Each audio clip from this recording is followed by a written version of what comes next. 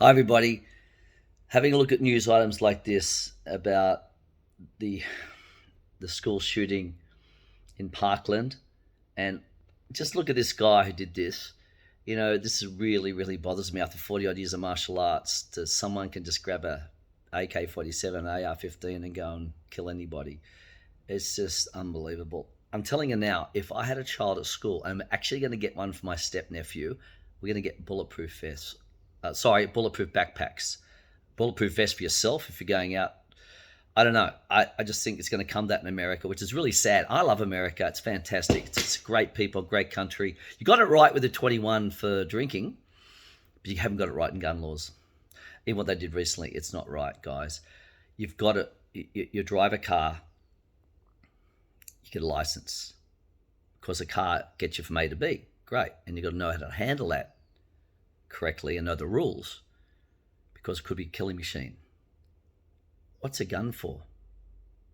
Sorry, it's a killing machine. That's what it's designed for, to maim or kill.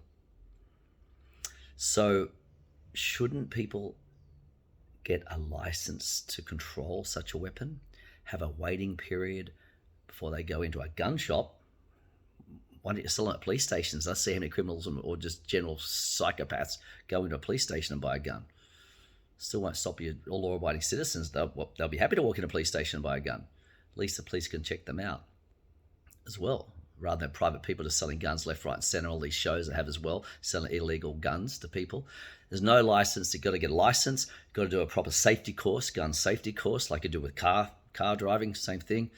And there should be a waiting period, and it should be at least 21 years of age before you can get anything. And AR-15 should not be legal. That's it. If you want to defend yourself at your home, learn self-defense. Grab a baseball bat, grab a pepper spray, grab a mace spray, have your taser torch. There's even guns you can reach 40 feet away that spray pepper straight in their face and then run out the back door. That's all you really need to do. Do you really need to have an armed weapon available, and most times not available? And when it is available, the 8-year-old goes and kills the 10-year-old with it, or the family, you know what I mean? It's just too dangerous. I'm sorry, it's just too dangerous to have these weapons totally available. There's a lot of other ways. That's why the guy invented tasers for the police, so they have a non-lethal way of defending yourself. I have a 7th degree in Hapkido and Taekwondo. Taekwondo is an art for martial arts, also more of a sport, Olympic sport, high kicking, not that practical for self-defense. But Hapkido, the complete art of self-defense, original mixed martial art, is extremely practical. And we have two options. I can wrap you up without hurting you. Armbar, police locks, in fact, our first dan, or first degree, as Americans call it, Hosin Sul, it's a syllabus, is 18 police locks. And the police should really learn that in security. How to wrap someone up, get out of situations without hurting them. That's why a taser is good in that regard, or pepper sprays. Do you really want to kill somebody? But if someone's going to rape my wife or my daughter, yes, I'd probably do more physical damage. All right, it's got to be. Someone just comes in home to rob, or just generally at home. I know it's difficult. That is your castle. I understand that, but just generally, if someone goes to rob you, you're not going to, without a weapon, you're not going to go and kill them. There's a lot of other ways. But if they pull a gun on me or a knife on me, yes, I'm going to give them hiding so they can't do it again. All right? I'm not going to kill them if I can help it, but I'm going to protect myself to the nth degree. Anyway, have a look at this. I'll just get this thing here. Just have a look at this and see what you think, because seriously, things have got to change in America. I love you guys. You know that. And I know it's just sad I even thought when I was coming over to live permanently. I've been here for 24 years doing the martial art tournaments, world champs and everything, but then to live here permanently from 2020, my mind, I thought to myself on the plane, we thought on the way over, moving to the land of the gun.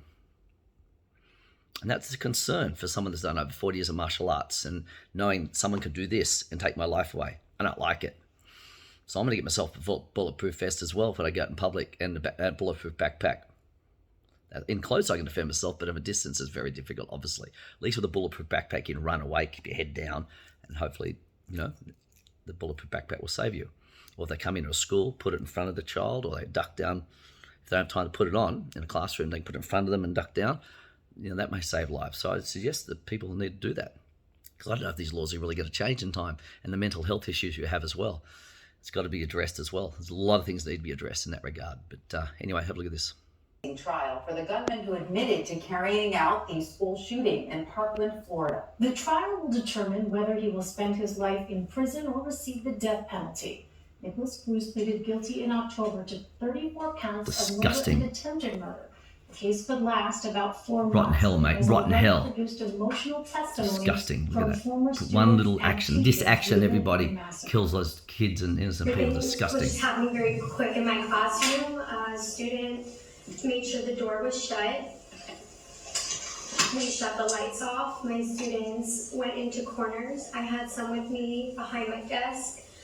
Almost instantly, I called 911 just out of instinct. They couldn't hear me over the sound of the gunshots. It was so incredibly loud. Let's bring in David Weinstein. He is a partner at Jones Walker and has more than 2 decades of experience as a state and federal prosecutor. David, welcome. Thanks for joining us. So earlier today, one of the former students described encountering the gunman in the hallway before the shooting started. Let's listen to some of that.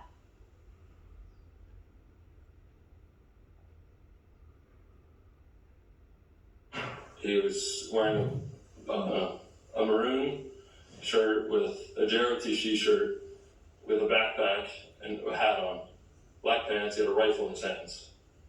I was stunned for 1 second, and he said to me, "Get out of here. Things are about to get bad."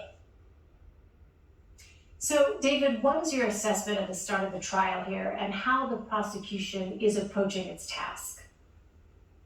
They've done a fantastic job of establishing to these jurors what the aggravating factors are that they have to consider in order to find that the death penalty is appropriate. From the start of opening arguments, the prosecutor, Michael Satz, laid out methodically what his presentation was going to be. And as emotional as things got yesterday with the witnesses who testified who were present in the courtroom, today's testimony was even more riveting, especially from the young man who we just heard from, who encountered someone who he described as a man in the stairwell with an AK-47. He was the first person to see Cruz before he started on his rampage. Through the pain these people go through, it's unbelievable. People have said you could see how that had an impact on the jurors and on the people in the gallery who are watching this case. And so yesterday, the defense requested a mistrial, David, after prosecutors played a graphic video of the shooting and a relative of one of the victims shouted out for it to stop. The judge ultimately denied the motion for a mistrial, but do you believe that request had merit, or is the defense essentially preparing a case for an appeal? I think they're preparing their case. Yes, and check it out. The rest of it, you'll probably see it around anyway, but why should taxpayers pay for this guy to be in jail for the rest of his life? He can give him 3 meals a day and exercise and all these little things. They're even doing pickleball in jail now, which is okay for rehabilitation. But for mass criminals like this that kill people, no, they should be allowed to do anything. This should be the death penalty. I'm sorry, but it should be, and make that very clear to murderers like this, that every state should have that. If you're not going to do it on one end, it's got to be a combination of everything, by the way. Mental health, it's got to be stopping getting these guns, more background checks, licenses, as I said, training courses. A whole bunch of stuff needs to be put in before people get their hands on these arms. Look at Australia, my country. Since 1996, when that psychopath Martin Bright killed all the people in Tasmania, which is a state down south of Victoria, Australia, they've banned all the assault rifles and guns, and now there hasn't been mass shooting since. There's hardly been any gun violence whatsoever. The odd biker kills somebody else, and that's about it. But it's very, very safe in Australia. And please,